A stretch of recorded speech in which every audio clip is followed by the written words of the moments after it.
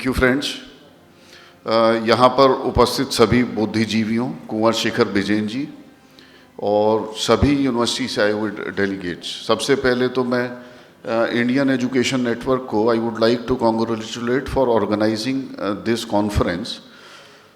और आज हम लोग कुछ एजुकेशन के बारे में यहाँ पर डिस्कशन करेंगे, जिसमें मुझे बोला गया है कुछ एआई और मेरी जर्नी के बारे में बताने के लिए। तो सबसे पहले मैं बताना चाहूँगा कि मैं कुछ उन लोगों में से हूँ जिन्होंने लाइफ में बहुत अर्ली स्टेज में काम स्टार्ट कर दिया था। I am working when I was in 4th class. थोड़ा सुनने में आपको अजीब लगेगा।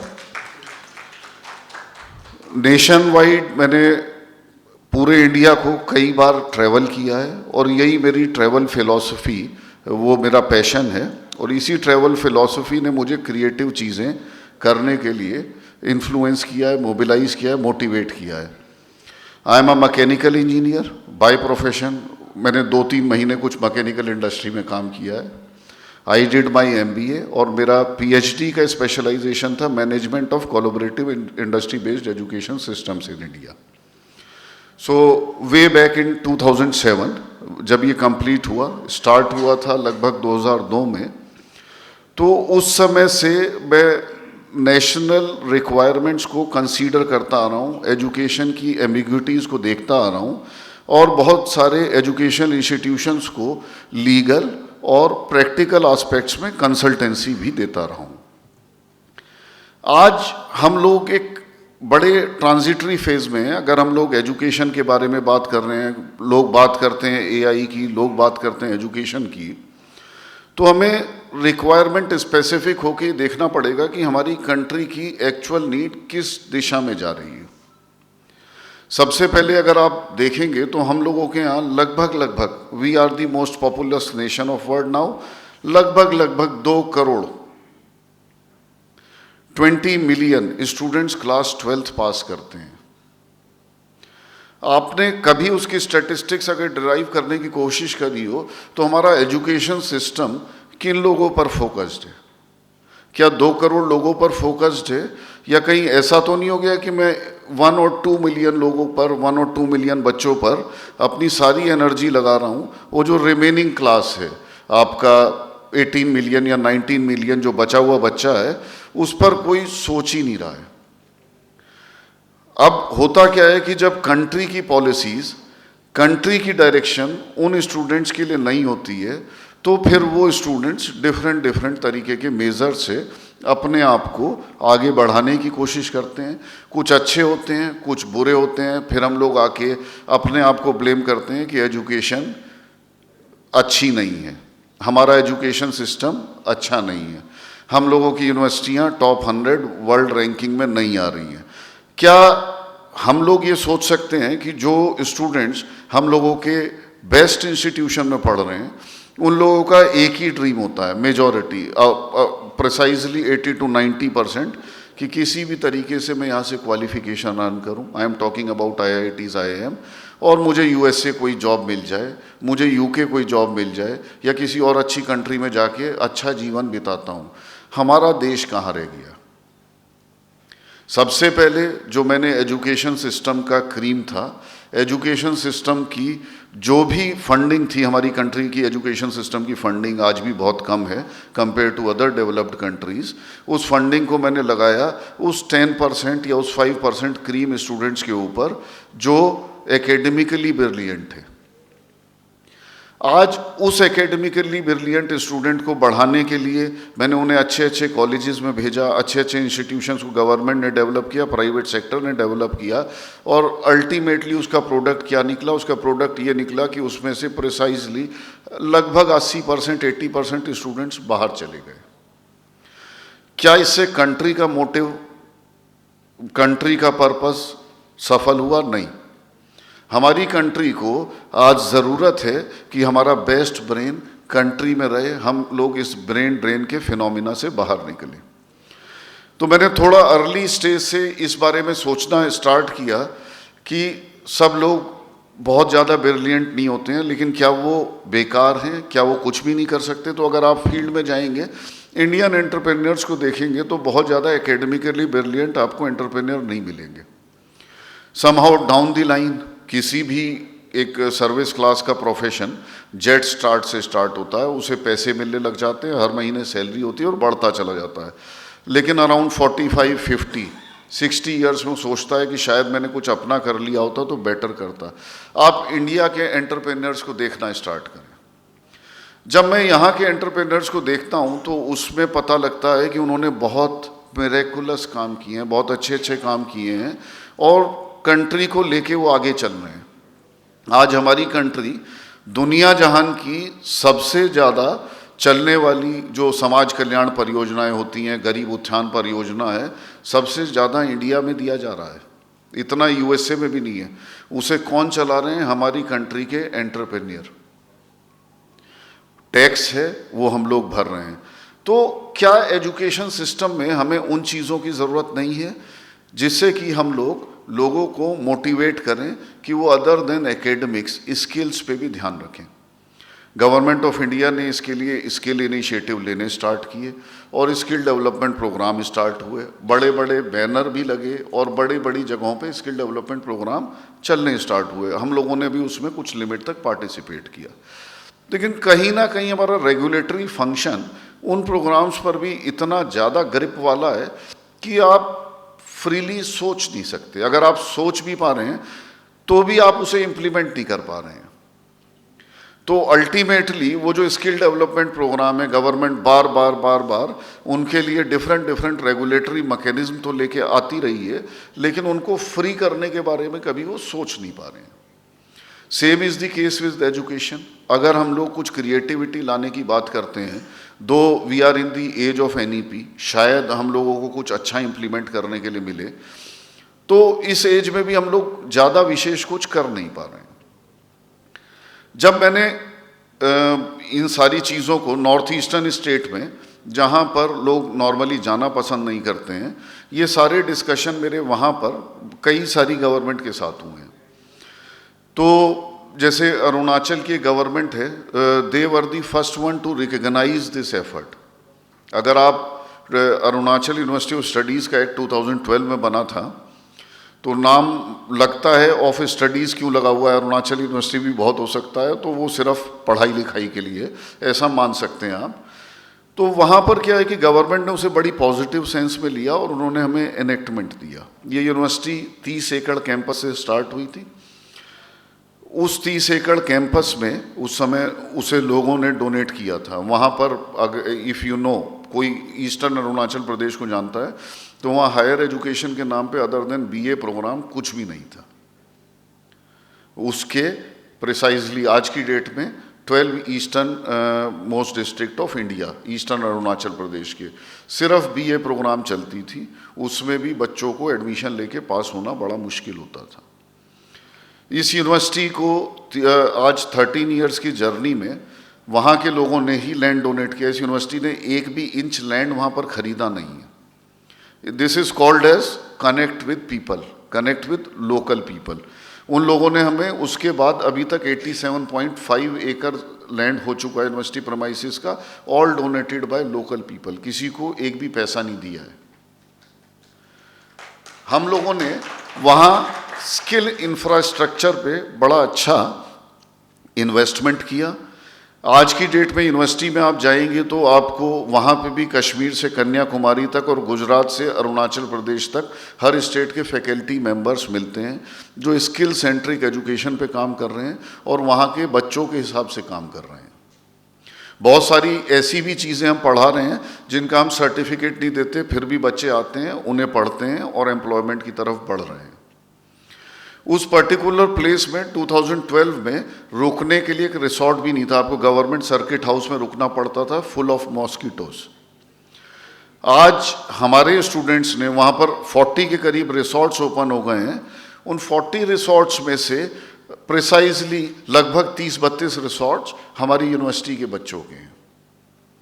उनको स्टेट बैंक ऑफ इंडिया ने फ्रीली लोन दिया। They all are local people. और वो अगर 40 रिसोर्ट खुले हैं तो कम से कम उस पर्टिकुलर एरिया में मुझे लगता है कि 4-5 हज़ार लोगों को उन्होंने एम्प्लॉयमेंट दे दिया है।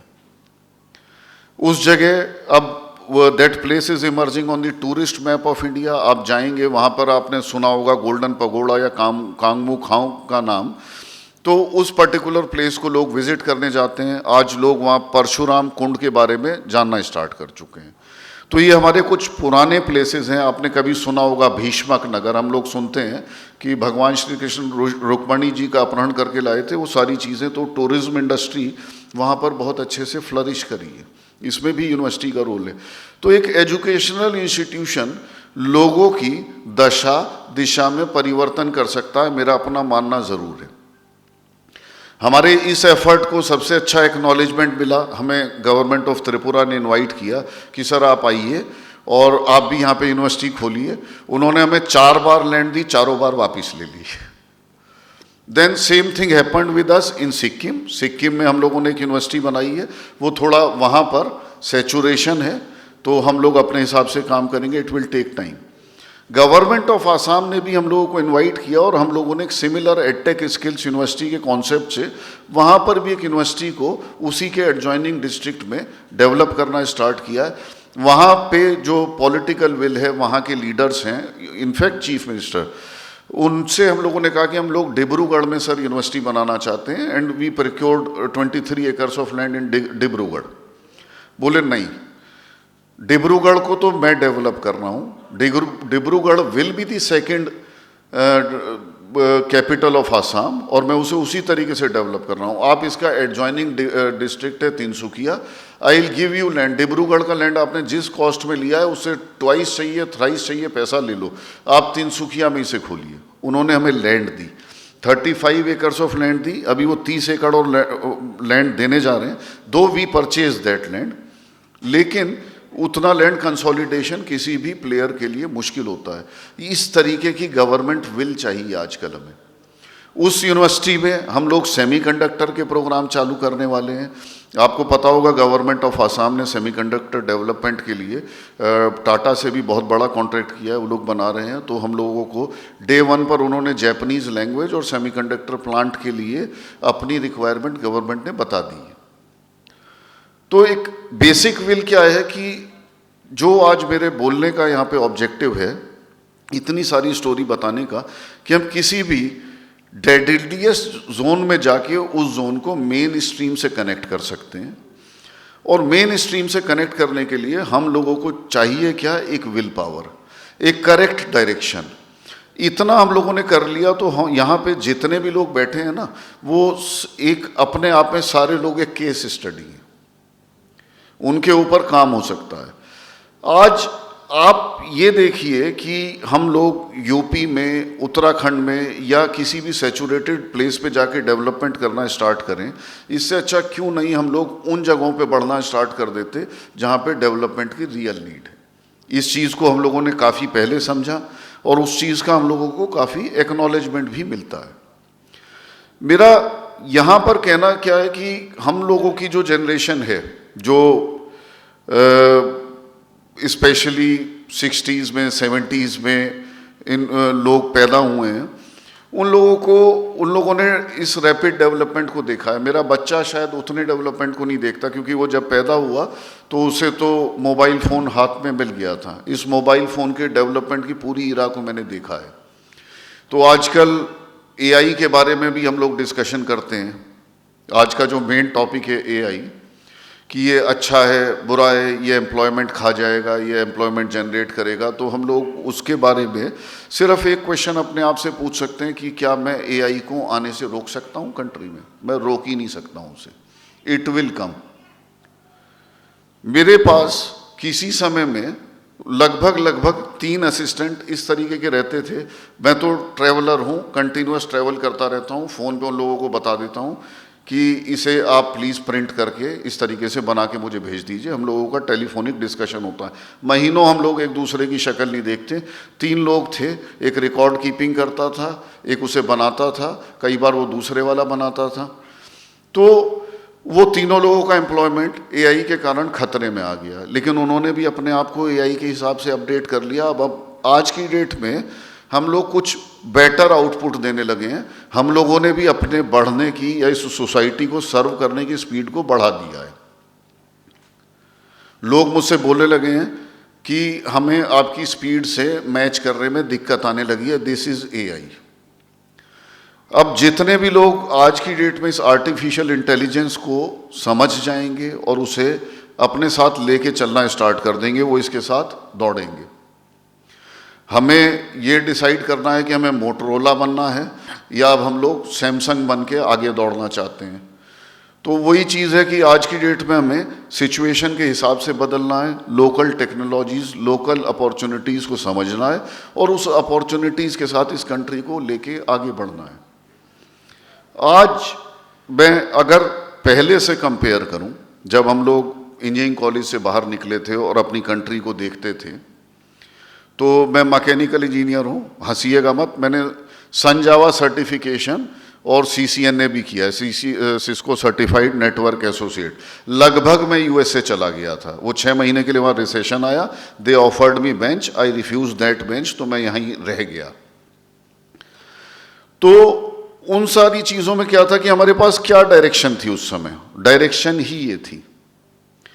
आज हमारी कंट्री में USA से अच्छी जॉब्स अवेलेबल हैं, USA से अच्छे एंटरप्रेन्योरशिप के अपॉर्चुनिटीज़ अवेलेबल हैं। मैं क्यों दौड़ रहा हूँ उधर, मुझे इधर रहना चाहिए। और एजुकेशनल इंस्टीट्यूशन से भी मेरा ये कहना है कि कुछ प्रोग्राम निकालें, क्रिएटिव प्रोग्राम निकालें। आजकल बहुत सारी क्रिएटिव यूनिवर्सिटी आ रही हैं जिनमें बहुत क्रिएटिव प्रोग्राम निकल रहे हैं, जो उस 5-10% को केटर ना करके ये जो बचा हुआ 85-90% है, 95% बच्चा है जो एकेडमिकली ब्रिलियंट नहीं है बट वो ब्रिलियंट है, उस बच्चे पर फोकस करें। अल्टीमेटली मैथमेटिकल इक्वेशंस जिसे हम बहुत मेहनत से सॉल्व करते थे, कोई थ्योरम प्रूव करते थे, वो सारी चीज़ें कहीं ना कहीं कुछ लिमिटेड, अब वो पहले जो क्लास था 5% का वो भी रिड्यूस होकर 1% पे आता चला जा रहा है। जो प्रोग्रामर कम्युनिटी थी जिसे हमने 90s 2000 और आज तक बल्क में प्रोड्यूस कर दिया प्रोग्रामर कम्युनिटी को, अगर वो अपने आप को AI में ट्रांसफॉर्म नहीं कर रहे हैं, अपने आप को आगे बढ़ा नहीं रहे हैं, तो उनका भविष्य मुझे बहुत अच्छा दिखाई नहीं दे रहा है। आजकल कोई भी बच्चा मेरे पास आता है कि सर मुझे इंजीनियर बनना है, साल में 30-40 बच्चे ज़रूर मिलते हैं, मैं उन्हें बोलता हूँ यार कंप्यूटर साइंस के अलावा कुछ और क्रिएटिव सोच लो। रीज़न उनका, अगर वो सिस्टम के हिसाब से नहीं चल रहे तो फ्यूचर इज़ नॉट ब्राइट, क्योंकि स्टील का प्रोडक्शन अल्टीमेटली होगा तो फैक्ट्री में ही, उसके फॉर्मूले बनेंगे तो वहीं पर। अब कंपोजिशन में क्या 19-21 करके वो बेटर क्वालिटी स्टील बनेगी या क्या चीज़ें बनेंगी, ये तो हमें वहीं पता लगेगा। तो इन सारी चीज़ों से क्या है कि हर फील्ड को एक इक्वल मैन पावर का रिप्रेजेंटेशन चाहिए, और हमारी कंट्री को अगर आगे ले जाना है और 2047 तक हमें इसे विकसित भारत बनाना है, तो production is very important, and production with latest technologies end of latest product. भूल जाइए कि मुझे USA एक्सपोर्ट करना है या मुझे UK एक्सपोर्ट करना है, वो हमारे एक्सपोर्ट पर डिपेंडेंट है। अभी आजकल हम उनके एक्सपोर्ट पर डिपेंडेंट है, उनसे कमोडिटी मंगाना हम लोगों की मजबूरी है। लेकिन इस कैलकुलेशन को अगर हम मिलके बदल गए तो अल्टीमेटली हमारी कंट्री एक डेवलप्ड नेशन बन जाएगी। चैलेंजेस कंट्री के सामने आ भी रहे हैं, लेकिन हमें उनको भी देखना है। हमारी पॉपुलेशन हमेशा इतनी यंग नहीं रहने वाली है, तो ये मौका है जो चाइना के पास आज से 30-35 साल पहले आया था, आज हमारे पास है। Let's encash that. फिर मैं यहाँ पे उपस्थित सभी बुद्धिजीवियों से, सभी एजुकेशनिस्टों से, हमारी चेयर से और ये जो हमारा इंडियन एजुकेशन नेटवर्क है, सभी लोगों को धन्यवाद देता हूँ कि आपने यहाँ मुझे बुलाया, बोलने का मौका दिया। और सभी लोगों से मैं यही कहूँगा कि हम लोग अब अपने क्रिएटिव आदमी को बाहर निकालें और जिस भी फील्ड में हम अच्छे हैं उस फील्ड को फॉलो करते हुए, अपने दिल को फॉलो करते हुए देश को आगे लेकर चलते हैं। धन्यवाद। जय हिंद, जय भारत।